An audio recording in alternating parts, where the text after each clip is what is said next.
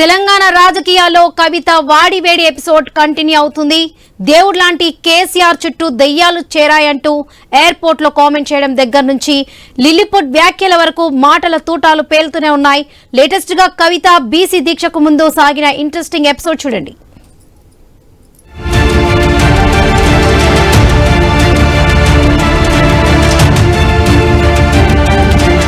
నల్గొండలో BRS party నాశనం చేసిన ఒక లిల్లీపుట్ నాయకుడు ఆమెవరు ఈమెవరు అని మా గురించి మాట్లాడుతూ ఉన్నారంటే మరి ఆయనకు ప్రోత్సాహం ఇస్తున్నది ఎవరో కూడా ప్రజలు ఆలోచించుకోవాలి. కేసీఆర్ గారు లేకపోతే మరి నువ్వెవరు అది కూడా ఆలోచించుకోవాలి కదా.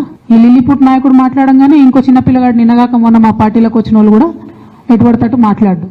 అసలు ఎవరు మీరు? మీకు తెలంగాణ ఉద్యమంతో సంబంధం ఏంది? బీఆర్ఎస్ అధికారంలోకి వచ్చినాక బీఆర్ఎస్ లోకి వచ్చి పదవులు పొంది ఉల్టా నా మీదనే మాట్లాడతారా మీరు? చిన్న పిల్లగానిలా ఉండు బాబు. నువ్వు కేసీఆర్ గారు నాకు తండ్రి. వారికి నేను అంతరంగికంగా రాసినటువంటి ఉత్తరాన్ని బయటపెట్టి మొత్తం పార్టీలో జరుగుతున్న అంశాలన్నీ బహిర్గతం చేసింది ఎవరు? ఇయాల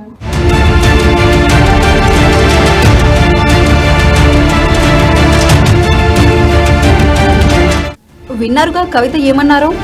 నల్గొండ జిల్లాలో పార్టీని నాశనం చేసిన నాయకుడంటూ లిల్లీపుట్ అనే పదం వాడారు. కట్ చేస్తే కాసేపటికి ట్వీట్ చేశారు బీఆర్ఎస్ ఎమ్మెల్యే మాజీ మంత్రి జగదీష్ రెడ్డి. అంతటితో ఆగలేదాయన, మీడియా ముందుకొచ్చారు. ఈ మధ్య కాలంలో కేసీఆర్ ను 50 సార్లు కలిశానని, ఎప్పుడూ కవిత ప్రస్తావనే రాలేదంటూ కుండబద్దలు కొట్టారు. తనపై కవిత చేసిన కామెంట్స్ కు అంతే ఘాటుగా రిప్లై ఇచ్చారు జగదీష్ రెడ్డి.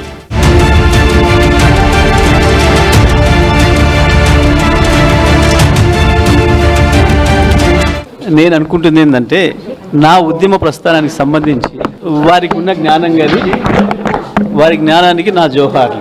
కేసీఆర్కి బద్ధ శత్రువులుగా వ్యవహరిస్తున్న వాళ్ళు, కేసీఆర్ క్యారెక్టర్ను అసాసినేట్ చేయాలని చెప్పి, బీఆర్ఎస్ను ఖతం చేయాలని చెప్పి ఆలోచిస్తున్న వాళ్ళు, ప్రయత్నం చేస్తున్న వాళ్ళు, దాంట్లో ముందరగా ఉన్న రేవంత్ రెడ్డి, రాధాకృష్ణలు నా గురించి ఏం మాట్లాడినరో, ఏం రాసినరో గవే మాటల్ని మళ్ళీ వెళ్ళవేసే ప్రయత్నం చేసినందుకు ఆమెకు నా సానుభూతిని తెలియజేస్తా ఉన్నా.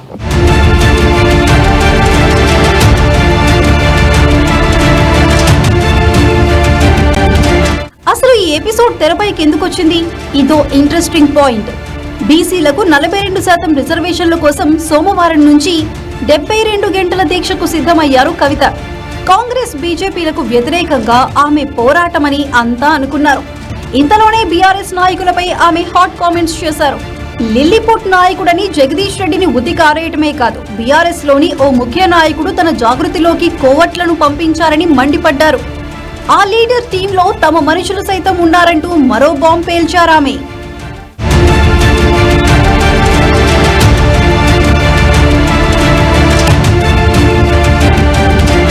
అనుచితమైనటువంటి వ్యాఖ్యలు ఒక ఇంటి ఆడబిడ్డగా నా మీద చేస్తే యావత్ తెలంగాణ బాధపడి అనేక మంది ఎక్కడికక్కడ డైరెక్ట్ గా రియాక్ట్ అయినారు. మరి ఏమైందో ఏమో నాకు తెలియదు కానీ బీఆర్ఎస్ పార్టీలో ఉన్న అన్నదమ్ములకు వాళ్ళు మాత్రం ఎవరు రియాక్ట్ కాలేదు. ఆ వ్యాఖ్యల వెనుక ఒక బీఆర్ఎస్ పెద్ద నాయకుడి హస్తం ఉన్నది.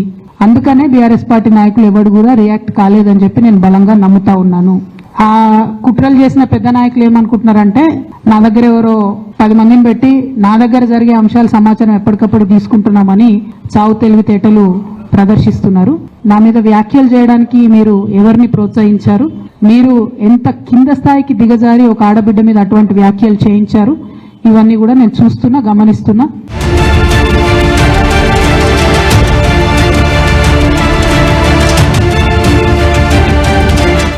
కవిత చెప్పిన ముఖ్య నాయకుడెవరు? ఎందుకు కోవట్లను పంపించారు? అంత అవసరం ఏమొచ్చింది? ఎవరిని ఉద్దేశించి కవిత ఆ మాట అన్నారు? కవిత జాగృతికి వాళ్ళు భయపడుతున్నారా? ఇదే ఇప్పుడు క్యాడర్ ను కన్ఫ్యూజ్ చేస్తోంది. మరో ఆసక్తికర ప్రశ్న ఏమిటంటే, కవిత మాట్లాడిన టైమింగ్. రాష్ట్రంలోని అధికార కాంగ్రెస్ పార్టీ బీసీలకు 42% రిజర్వేషన్లు ఇవ్వాల్సి ఉండగా ఆ బంతిని బీజేపీ రూలింగ్ లో ఉన్న కేంద్రం కోర్టులోకి నెట్టింది. కవిత చేసే దీక్ష ఆ రెండు పార్టీల వైఖరిని ఎండగట్టేలా ఉంటుందని అంతా అనుకున్నారు. కానీ దీక్ష చేపట్టేందుకు కొన్ని గంటల ముందు కవిత చేసిన కామెంట్స్ టాపిక్ ను రూట్ మళ్లించాయనే అభిప్రాయం వినిపిస్తోంది. ఇప్పుడు చర్చంతా కవిత వర్సెస్ జగదీష్ రెడ్డి వైపు మళ్లింది. కవితను టార్గెట్ చేసిన బీఆర్ఎస్ ముఖ్య నాయకుడు ఎవరనే టాపిక్ హైలైట్ అవుతోంది. ఇదంతా అనుకోకుండా జరిగిందా, వ్యూహంలో భాగమా అనేది మరో ఇంట్రెస్టింగ్ పాయింట్. ఇంతకీ కవిత టార్గెట్ ఎవరు? కాంగ్రెసా, బీజేపీనా, బీఆర్ఎస్ఆ?